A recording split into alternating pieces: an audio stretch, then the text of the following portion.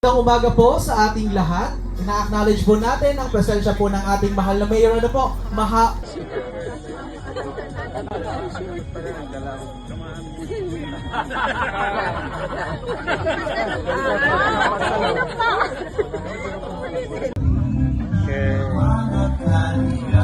Okay po.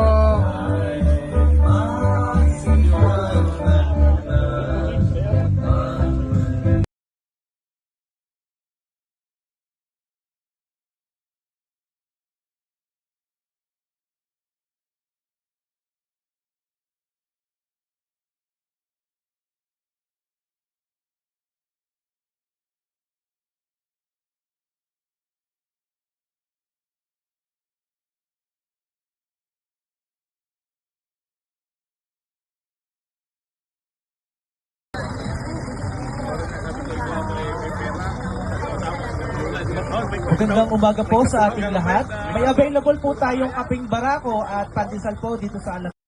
Ng mga infrastructure katulad ng dryer and milling facilities. Yun naman mga magagaling sa national government at doon natin dadalhin itong imimil itong ating mga palay. So mura lang po yung cost na lalabas. So yun yung lalabas na bigas doon, gagamitin ng city government. Saan po yan?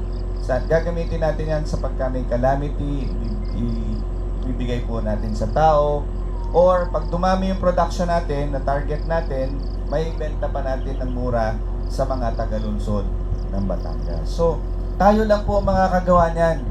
Dahil ang Batangas City, swerte. Meron po tayong industrial, meron po tayong pera, may revenue dumadating, at marami po tayong tao na kailangan pakainin. So, pinakamadaming waste. Kaya po tayo kuminsan nagkukulang sa bigas dahil hindi naman ho natin kinakain lahat yung ilalagay sa plato. Dapat yung sinusukat lang kung ano lang yung kaya nyong kainin, yun lang. At saka, dapat diet lang yung ano. Huwag nyo dadamihan ng bigas. Masama po itsura pag kayo ay kumukuha halimbawa sa buffet. Bigyan ko na halimbawa, kuha kayo sa buffet. Daming-daming kanin. Hindi po tama yun. Dapat kaunti-kaunti lang. O, tapos hindi naman maubos, ititira. Isipin niyo po halos kalahati yung tinatapon natin kanin dahil lang hindi natin alam nga makainin yung lahat yun, hindi talaga dadami naman ng may diabetes. So, nasa tama hong